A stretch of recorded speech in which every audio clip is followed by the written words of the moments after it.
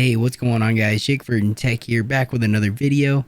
And today we're going to be taking a look at the new UI update in home screen that Xbox has released. This update is slowly rolling out to everybody's devices, so I recently got my hands on it. So we're just going to kind of do a walkthrough slash first impressions and just kind of go over some of the new features that this update provides. Alrighty, guys, so here we are on the Xbox home screen currently. And this is the new UI update. We're going to just, like I mentioned, we're going to go through a little bit of a walkthrough, talk about the new features, pros and cons of it, and just kind of my overall opinions. And this update, I don't think this was like this is kind of like what I would consider a soft refresh. This isn't a full UI overhaul. It's just kind of a little bit of a refresh on the existing principles that they had. And we'll kind of talk on that a little bit more. And I don't think this was like a full release where everybody got this update at one time. It seems like people are kind of getting it in spurts. So I recently watched a video and I saw a message where it was coming soon to the Series S and X consoles. And then a few days later, it just showed up on my console. So this is kind of the patch notes for the new Xbox UI update.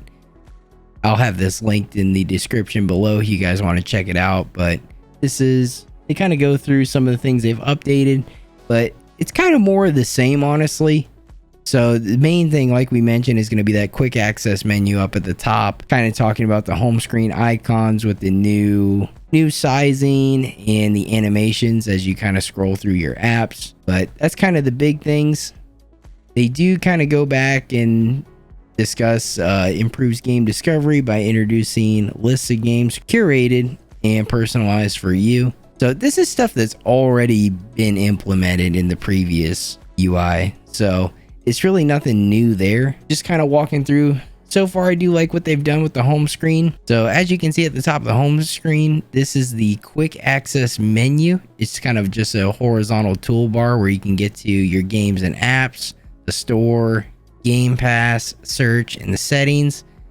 I really like this feature. I think that it's definitely a step in the right direction, because in the past there wasn't really a spot where you could pin the settings, and I feel like I actually do use the settings quite a bit. Before, you would have to hit the Xbox button, go all the way to the right, go down to settings, and you could access it that way.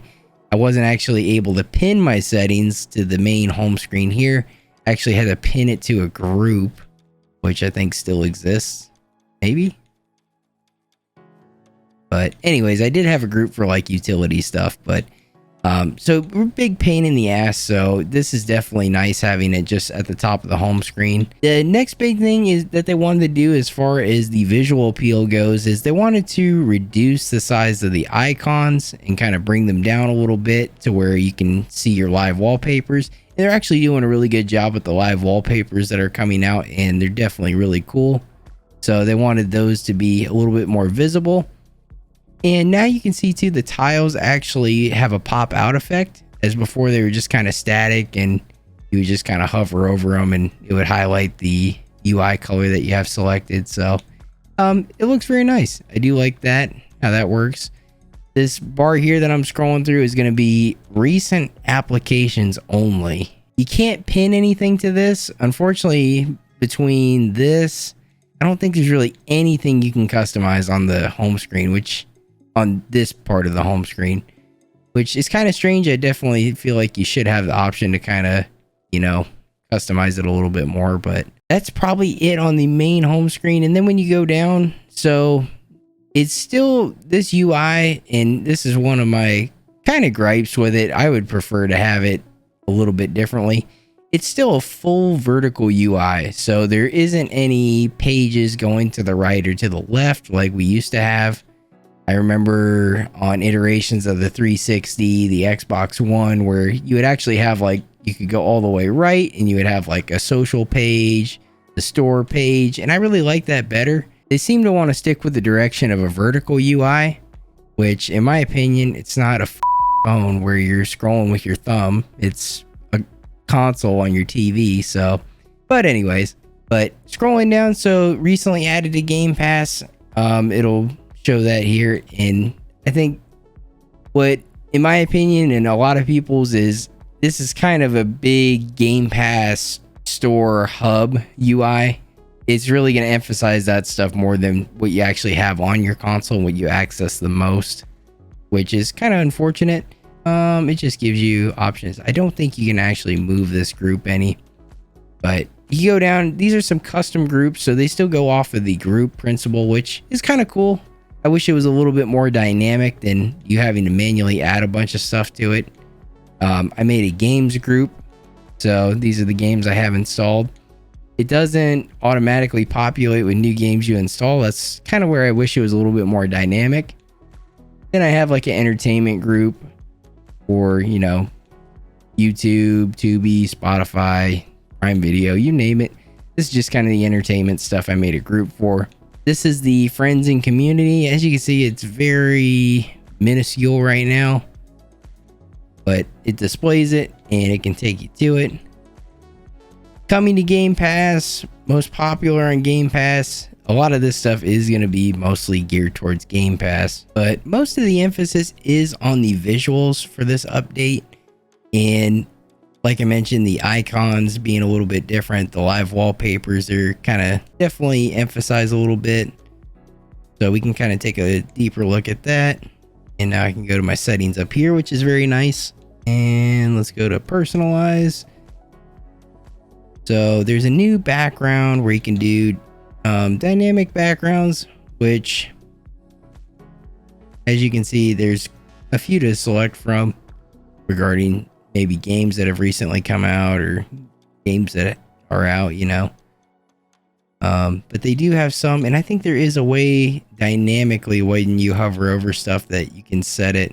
Right now I just have the Diablo 4 live wallpaper, which I think looks awesome, but they all look pretty cool. If you guys want to have a background that changes as you hover over different games, as you can see here,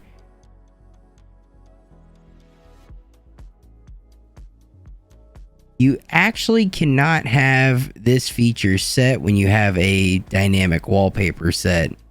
So in order to have that effect where it changes as you hover over different games, you can't have the dynamic background set from the games.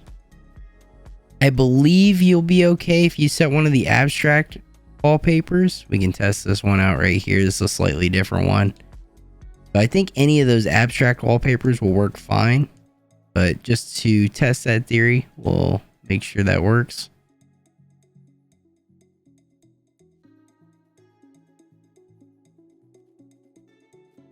And I don't think it does work. I think you do have to, in fact, I think the only way to set it is if you go to, I would just hit restore default background. It's just going to pull the regular. This is a dynamic wallpaper, but it's just the standard one on your console. So then it'll allow you to kind of go through your games. It would be nice if they had it to where you can still set a dynamic games wallpaper, but then it kind of changed and then just defaulted back to the one of your choice. But it's kind of one or the other. But that's how you can set the changing backgrounds as you hover over games. Alrighty guys, I thought there was going to be a little bit more to discuss when it comes to the new Xbox UI update. But like I mentioned, this isn't a complete overhaul by any means. This is more just like a little bit of a refresh with some minor tweaks. Talking about the pros and cons, I think a huge pro is this quick access menu.